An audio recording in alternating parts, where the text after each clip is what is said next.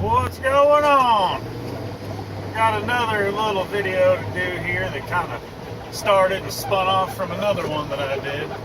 I was going to get into it, but then I decided it's probably going to take too long, so I'll just make a separate video on it. And that's getting started with things that are not necessarily good for you, mainly smoking and dipping. Is one better than the other? They've both got their ups and downs. But I've been watching some videos lately that just make me wonder, why bother? Because once you get started doing it, it is one of the hardest things to do in your life to quit. Some people it's easier than others, but everybody it's pretty difficult. And if you haven't started yet, I would recommend just keep not doing it. Go along with your daily life and don't worry about smoking or dipping. Well, tobacco. We'll just say tobacco. Because if you haven't done it already, you're ahead. If you haven't started, you're ahead.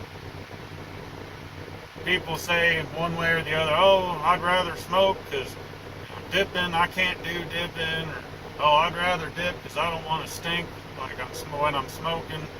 I don't want to hurt my lungs, this and that. There's bad stuff to all of it. I've done them both, and it would have been easier if I had just resisted the temptation to start.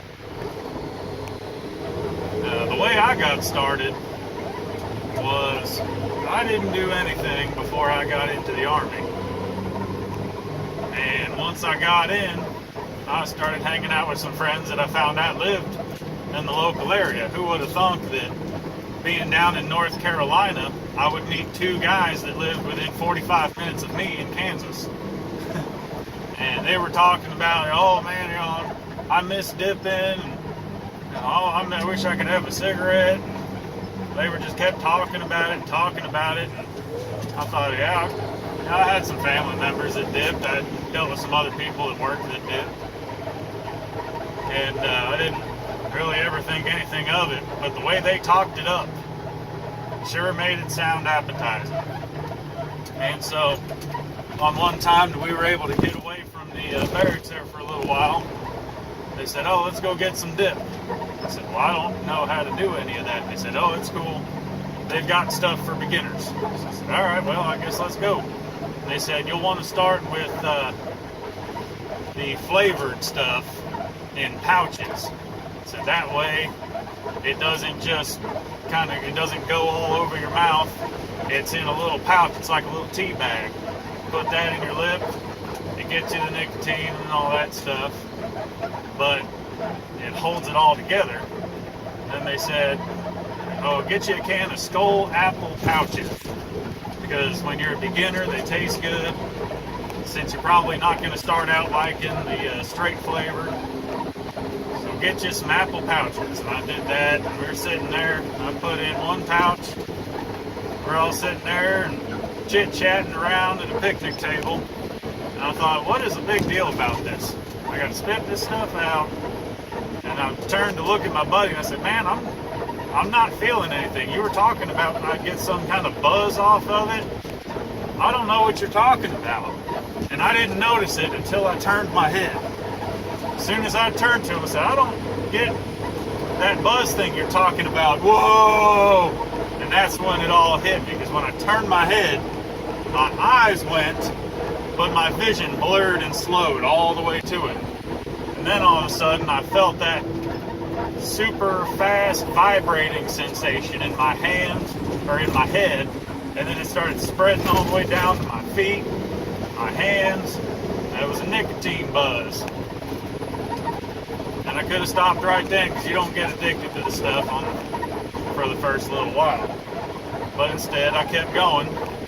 And then in my brain, I came up with the thing like, well, they're doing it, I'll do it. It'll make me relax at the end of the day and all. So I kept doing it. So that was my first first dip was apple pouches from Skoal, and that was my first little experience with it. Being all tingly was, as far as I know, it was like being high. I didn't feel normal. I felt all tingly and like I was sitting there just vibrating, which I probably was, because when you first try them, you get the shakes. Your hands will just start vibrating when you hold them up. But then you get hooked on the stuff. And then the very thing that you say, oh, it helps me relax, it keeps me from getting anxious and antsy. Once you don't have that stuff, it now becomes the cause of your anxiety coming up. And it keeps you from relaxing, because once your body gets used to it, you're screwed. You're hooked, and now you have to have something on your person at all times that will make you go crazy if you don't have it. So if you haven't started, just, you're doing good. Keep on resisting it. Don't do it, because it's it doesn't take long to start, but it takes forever to stop. And just because you come from a family of dippers or a family of smokers doesn't mean that you are obligated to smoke or dip yourself. You may get a little crap for it. Somebody might say, oh, hey, you want to dip? You want to smoke? That's about all that is. They'll give you a hard time. I don't think nobody that really cares about you will force it upon you and make you do it. And as far as the early starters go, see, I was 18. Yeah, I was all the way till 18 without touching the stuff. But I've been watching these videos on YouTube that popped up. And you see these kids on there. There's a 7-year-old kid sitting down with his 15-year-old brothers or something. They're all putting in a dip and talking about it. And after watching them, I just think, what in the world? These kids are stupid. Why would you start that early on something that's not really going to do you much good? At that age, it's going to get you in trouble. But then, that wasn't really the surprising part, seeing these kids sitting down. Oh yeah, I'm 13 years old, I'm 12 years old, yeah, I like my Copenhagen wintergreen, and they're sitting there packing a can, and they're pulling their lips out and stuff in there, and, hey, yeah, I'm cool, look at me. I'm just thinking, you look stupid. But another thing that stuck out to me is, oh my goodness, the mouths on these kids. Hasn't anybody ever smacked you before? These kids are sitting there every other word. F this, F that, F you. And they're just cussing every other word. And I know people say, well, that's your First Amendment right. You can say what you want. I get it. But one thing I've come to learn throughout my life is just because you can doesn't mean you should. I was in the same boat for a long time. I had a filthy mouth on me. I didn't care what I said or who heard it. I'd yell it from the rooftops. Didn't care. After a while, I started realizing I sound stupid. Nothing that I'm saying gives people the right impression of me.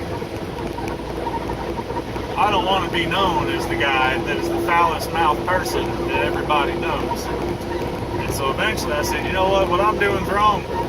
I need to change that. And it was hard, because you get in such a habit of spouting off, cussing and all, and talking about dirty things that you don't ever really think about it.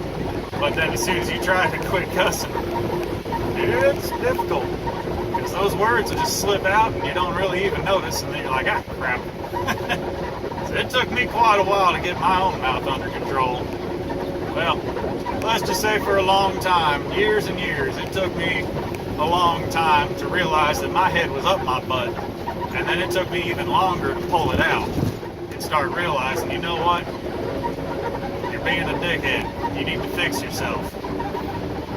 And I started doing a lot of self-improvement stuff. But, yeah, these kids out there, they're 12, 13 years old, sitting there trying to hide dip cans and hide the fact that they're dipping from their parents. One of them was even selling stuff that his parents got for him to get more dip in mud jugs and whatnot, making videos trying to hide everything, saying, yeah, look at me, I'm a bad mamma jamma, I got a dip in my lip. It doesn't make you a bad mamma jamma, it just makes you a stupid kid. The whole point of it is, if you're not doing it already, just keep doing it, just keep staying away from it. There's not much point, it's going to cost you money, it's going to be hard to quit.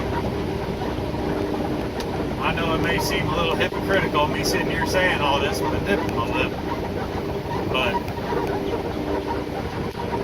I'm trying to help those that haven't started yet. A few words of wisdom, hopefully, that maybe it'll reach somebody. Just avoid the peer pressure, avoid it, avoid starting, just because it's not going to do you much good. All it's going to do is get you hooked on it. You lose the buzz after a little while, and then it just becomes you have to have something that is going to make you crazy if you go without it. So that's my spiel on it. Hopefully it'll reach somebody and help them out, and they go, oh, well, I never thought of it that way. I haven't started now, or I just started. I still have the option to not do it. I think I'll just go ahead and hold off. Good decision. So y'all be good. I'm gonna keep on working.